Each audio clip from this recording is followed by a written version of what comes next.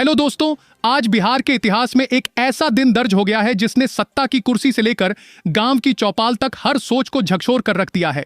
क्योंकि मुख्यमंत्री नीतीश कुमार ने एक ऐसा फैसला ले लिया है जिसकी कल्पना कुछ साल पहले तक नामुमकिन मानी जा रही थी। बिहार में 3 मार्च से शराबबंदी कानून को खत्म करने का बहुत बड़ा ऐलान हो चुका है। यह सिर्फ कानून बदलने की घोषणा नहीं है, यह एक पूरे दौर के अंत और एक नई शुरुआत का संकेत है। वही बिहार जिसने देश को शराबबंदी का नैतिक मॉडल दिया था, वही बिहार आज उस रास्ते से मुड़कर हकीकत की जमीन पर कदम रख चुका है। आज सवाल सिर्फ यह नहीं है कि शराब लौट रही है, सवाल यह है कि आखिर ऐसा क्यों हुआ और इसका असर आम आदमी की जिंदगी पर कैसा पड़ेगा। जब शराबबंदी लागू हुई थी तब बिहार में उम्मीद की एक नई सुबह दिखाई दी थी। कहा गया था कि अब घरों में शांति होगी, महिलाएं सुरक्षित होंगी, बच्चों का भविष्य सुधरेगा, गांव कस्बों में अनुशासन आएगा। और शुरुआती समय में ऐसा लगा भी कि बदलाव हो रहा है। महिलाएं खुलकर बोलीं, परिवारों में झगड़े कम होने की बातें सामने आईं। बिहार को पूरे देश में एक नैतिक उदाहरण के तौर पर देखा जाने लगा। लेकिन धीरे धीरे तस्वीर का दूसरा पहलू सामने आने लगा। शराब कानून में तो बंद रही, पर जमीन के नीचे उसका कारोबार और मजबूत होता चला गया। शराब शहरों से निकलकर गांवों की गलियों में, जंगलों में, खेतों में छिप गई। सीमावर्ती इलाकों से तस्करी बढ़ी और देखते ही देखते एक ऐसा अवैध तंत्र खड़ा हो गया जिसने कानून को खुली चुनौती दे दी। यही अवैध शराब सबसे खतरनाक साबित हुई। जहरीली शराब से गरीब मजदूर, किसान लगातार मरते रहे। हर कुछ महीनों में किसी जिले से मौत की खबर आने लगी। माताएं उजड़ती रहीं, बच्चे अनाथ होते रहे और हर बार सवाल उठता रहा कि क्या यह वही सुधार है जिसका वादा किया गया था। पुलिस ने छापे मारे, हजारों गिरफ्तारियां हुई, जेलें भरने लगीं, अदालतों पर केसों का पहाड़ खड़ा हो गया। ऐसे लोग अपराधी बन गए जिनका कसूर सिर्फ इतना था कि उन्होंने शराब पी या खरीदी। राज्य का प्रशासन शराब पकड़ने में उलझ गया और असली अपराध पीछे छूटते चले गए। इस बीच बिहार को हर साल हजारों करोड़ के राजस्व का नुकसान होता रहा।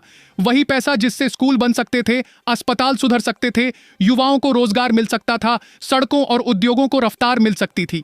इसी दबाव के बीच सरकार के भीतर मंथन शुरू हुआ। खुद मुख्यमंत्री नीतीश कुमार ने माना कि कोई भी नीति तभी सफल होती है जब वह व्यवहारिक हो और समाज की सच्चाई से जुड़ी हो। और इसी सोच ने जन्म दिया उस फैसले को जिसने आज बिहार को फिर से राष्ट्रीय बहस के केंद्र में ला दिया। नीतीश कुमार ने साफ कहा कि शराबबंदी कानून खत्म किया जा रहा है और उसकी जगह एक नियंत्रित और सख्त निगरानी वाली शराब नीति लाई जाएगी। सरकार का कहना है कि यह फैसला शराब के समर्थन में नहीं, बल्कि अवैध शराब माफिया और जहरीली शराब के खिलाफ एक निर्णायक वार है। नई नीति के तहत शराब की बिक्री पूरी तरह सरकार की निगरानी में होगी। सिर्फ लाइसेंस प्राप्त दुकानों से शराब मिलेगी। तय समय पर दुकानें खुलेंगी और बंद होंगी। हर दुकान पर सीसीटीवी, डिजिटल बिलिंग और नियमित निरीक्षण अनिवार्य होगा ताकि कोई गड़बड़ी न हो। नाबालिगों को शराब बेचने पर कड़ी सजा होगी। नशे में गाड़ी चलाने पर 0 टॉलरेंस रहेगा। सार्वजनिक जगहों पर शराब पीना अपराध ही रहेगा और महिलाओं की सुरक्षा से किसी भी कीमत पर समझौता नहीं किया जाएगा। सरकार का तर्क है कि जब शराब खुले तौर पर नियंत्रित तरीके से मिलेगी तो अवैध कारोबार अपने आप कमजोर पड़ेगा और जहरीली शराब की जड़ कटेगी। आर्थिक नजरिए से यह फैसला बिहार के लिए बड़ा मोड़ माना जा रहा है। सरकार का अनुमान है कि इससे सैकड़ों करोड़ रुपए का राजस्व मिलेगा, जिसे शिक्षा, स्वास्थ्य, रोजगार और विकास में लगाया जाएगा। होटल, रेस्टोरेंट, पर्यटन और उद्योग जगत को नई ऊर्जा मिलने की उम्मीद है। निवेशकों के लिए यह संदेश है कि बिहार अब भावनाओं से नहीं, बल्कि जमीन की सच्चाई से फैसले ले रहा है। लेकिन यह फैसला बिना विरोध के नहीं आया। विपक्ष इसे सबसे बड़ा यू टर्न बता रहा है। सवाल उठ रहे हैं कि जो नीति कल तक नैतिकता की पहचान थी, वह आज बोझ कैसे बन गई।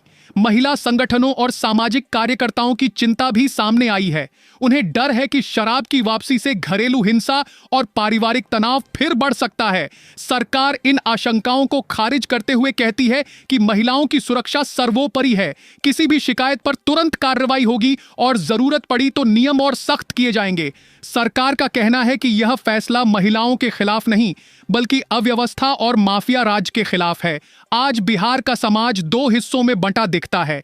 एक वर्ग इसे साहसिक और यथार्थवादी कदम मानता है, जो कहता है कि झूठी नैतिकता से बेहतर है सच्चाई को स्वीकार करना।